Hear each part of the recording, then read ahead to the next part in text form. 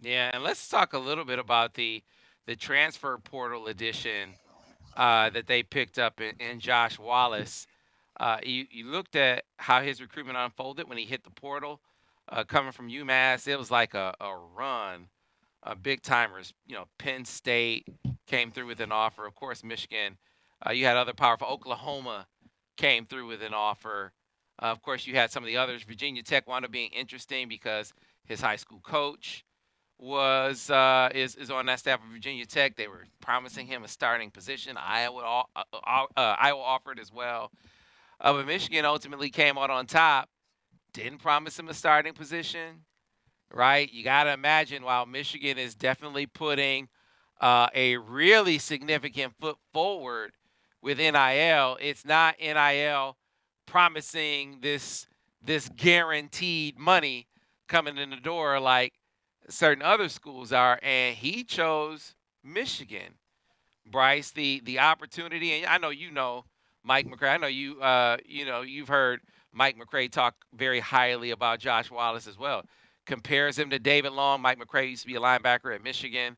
Coach Josh Wallace was on the coaching staff at UMass. Where Josh Wallace was a 4-year starter, right? Two-time captain.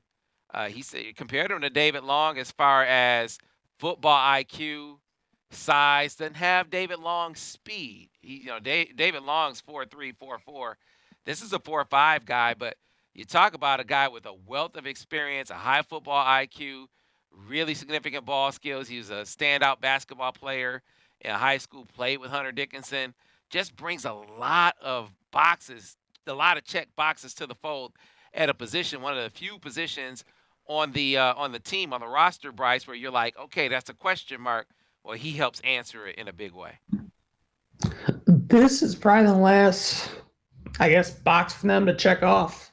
Cornerback, I think the biggest thing coming out of that spring game was watching Amarian Walker and saying, do we have enough? And after seeing it, I think the coaches said, you know what? We might, but we don't have that experience. Mm-hmm. And he instantly brings experience. He brings leadership. He's, I think, out of the 8 or 9 transfers, he's another multi-captain. Mm-hmm. So he can bring leadership to the room. Plus, on top of all that, he's durable. He played 4 seasons. I don't think he really missed a game. This guy, he's got good coverage skills. And while he didn't get tested as much playing at UMass, I think the opportunity to come to Michigan to compete for a championship, and on top of that, to go to the next level was the most intriguing because, as we know, Michigan might not be the leader when it comes to NIL, but they're doing a pretty good job in sending guys to the NFL. Mm-hmm. And the paycheck he would get in the NFL compared to 50,000 is nothing. So I think that's something that was also very intriguing. Plus, if you look at the UMass staff, Sam, they got a few connections to Michigan too. It's not just Mike McCray. I mean, you look at the head coach, and I think Chris Partridge's brother is or was on I think it staff. was his cousin. I think he was on staff. Right. Right. Yeah. You got Steve Kasula. He was on staff too. So at Michigan, but I'm really big fan of this pickup. This is one I think was much needed.